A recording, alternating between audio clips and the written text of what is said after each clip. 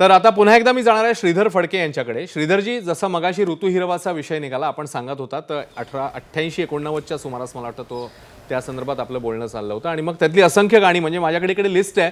ऋतू हिरवा असेल, झिणी झिणी वाजे वीणा असेल, फुलले रे क्षण माझे असेल, सगळी गाणी आज असंख्य आणि वेगवेगळ्या पिढीच्या मनामध्ये अक्षरशः काय म्हणूया आपण घर करून राहिलेली आहेत.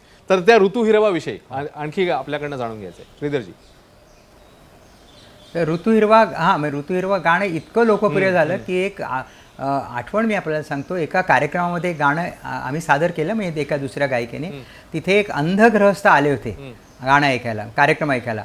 आणि ते कार्यक्रम झाल्यावर मला भेटले आणि तुम्हाला ते म्हणाले, खरं सांगू का की ऋतू हिरवा ऐकल्यानंतर, आशाबाईंचं ऋतू हिरवा ऐकल्यानंतर आणि त्या मुलीने गायलेलं की आम्हाला त्या ग्रहस्थांना रंग काय याची कल्पना आली. ही माझ्या दृष्टीने फारच मोठी म्हणजे त्यांची हे होती, थाप होती कौतुकाची. आणि दुसरं म्हणजे फुलले रे क्षण गाणं हे जे आहे त्याच्यातलं, तर त्याच्यामध्ये एक ओळ होती, हसले रे क्षण माझे हसले रे. आता आशाबाईंचं व्यक्तिमत्व कसं आहे बघा, की त्या गाण्यात शिरून त्या गाण्यात काय सांगितले तसं आपलं एक्सप्रेशन असलं पाहिजे. म्हणजे त्या पंचमजींची गाणी, पिया तू आजापासून बाबूजींचं कारे दुरावापर्यंत बघा, त्यांच्यातले हे बघा, ते एक्सप्रेशन्स आहेत ती बघा. तसंच त्याने ऋतू हिरवामध्ये केलं. आणि ते ऋतू हिरवा संपूर्ण क्लासिकलवर आधारित गाणं आहे, वर्षागीत. आणि फुलले रे क्षण हे लाईटचं गाणं आहे. तर त्याच्यातलं हसले रे क्षण, तर त्यांना मी असं ते म्हणलं, असं मी गाणं नाही, हसले रे क्षण हसले, असं त्यांनी असं एक छोटासा हे दिला, काय म्हणायचं तुम्ही त्याला, खटका दिला. आणि ते हे जे आहे ना, आयत्या वेळेला सुचणं, ते फार महत्त्वाचं आहे. आणि मला 1-2 गोष्टी त्यातल्या सांगायची इच्छा आहे, वेळ आपल्याला असेल तर. एक म्हणजे ऋतुहिरवामध्ये एक गाणं आहे, भोगले जे दुःख त्याला सुख म्हणावे लागले. तर ते मी आशाबाईंना म्हटलं 2 गाणी व्हायची होती, म्हटलं हे गाणं करूया का. ते म्हटलं काय सांग. म्हटलं सुरेश भटांची कविता आहे. आणि असं आहे की आशाबाईंचे आणि आमच्या फडके कुटुंबियांचे खूप जुने संबंध, म्हणजे बाबूजी आणि आईंमुळे. तर त्या आमच्याकडे नेहमी यायच्या आणि काही त्यांचे काही कौटुंबिक काही प्रॉब्लेम असले की ते सांगायच्या. ते काही थोडंफार मला माहिती होतं. म्हटलं तुम्हाला एक राग येणार नसेल तर मी सांगू का. तर ते म्हणाले सांग. तर म्हटलं की तुम्हाला तुमच्या आयुष्यात ज्या काही घटना घडल्या आहेत त्याचं चित्र ह्या गाण्यात आहे. तर ते म्हणाले हो, म्हणून दाखव मला आणि वाचून दाखव ते शब्द. आणि ते ऐकल्यानंतर त्या म्हणाल्या मी हे गाणं म्हणणार. आणि त्या म्हणाल्या, आणि त्यांनी त्याचे उल्लेख देखील केलेत त्या गाण्याविषयी.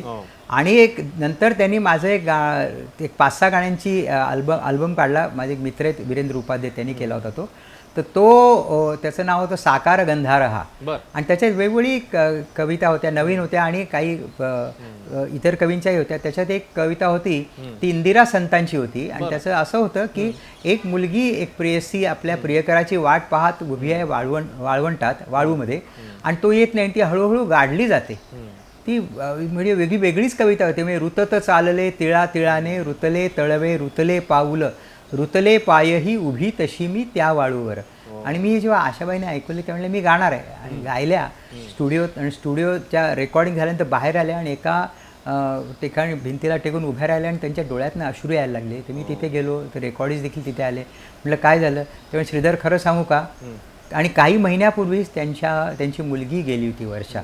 त्यामुळे ह्या गीतामध्ये काय सांगितले की ती मुलगी हळूहळू वाळूत गाडली जाते आणि त्या प्रियकराची वाट पाहत 2 हिरवी पाती उगवतात, अशी त्या गाण्याची कविता आहे, कल्पना आहे. तर त्याचप्रमाणे ह्या गीतामध्ये जशी ती आता परत येणार नाही, तशी माझी वर्षा देखील आता परत येणार नाही, याची मला फार आठवण झाली. म्हणजे त्यांनी कसं कोरिलेट केलं होतं बघा. हो, खरं आहे. आणि ते काय म्हणूया आपण, ते मनामध्ये इतकं मोठं दुःख एकीकडे, आणि त्यानंतरही अशा प्रकारचा परफॉर्मन्स, इतकी जबरदस्त गाणी देणं, आणि अशी ही प्रतिभावान गायिका आपल्या, जसं आपण म्हणतोय की त्यांच्या आठवणी आणि त्यांची गाणी, असंख्य गाणी जी आहेत ते आपल्या सोबतच राहणार आहेत. मी पुढच्या प्रश्नाकडे जाण्याआधी आठवण येतो आता, एकच आठवण, एकच. बोला. हां, असं आहे की एकदा त्यांचा आम्ही कुठे गावाहून येत होतो आणि त्यांचा फोन आला, दिवाळी होती रे. मग ते म्हणले श्रीधर तुला एक सांगू का. म्हटलं काय रे. ते म्हणले बाबूजींची, म्हणजे फडके साहेबांची गाणी, बाळासाहेब मंगेशकरांची गाणी आणि आपलं ऋतू हिरवा, हे माझ्या दृष्टीने मराठीतले माइलस्टोन्स आहेत. आता एवढ्या मोठ्या गायिकेने मला हा दिलेला आशीर्वादच आहे असं मला वाटतं. खरं आहे. मोठी कॉम्प्लिमेंट आहे, मोठं कॉम्प्लिमेंट आहे.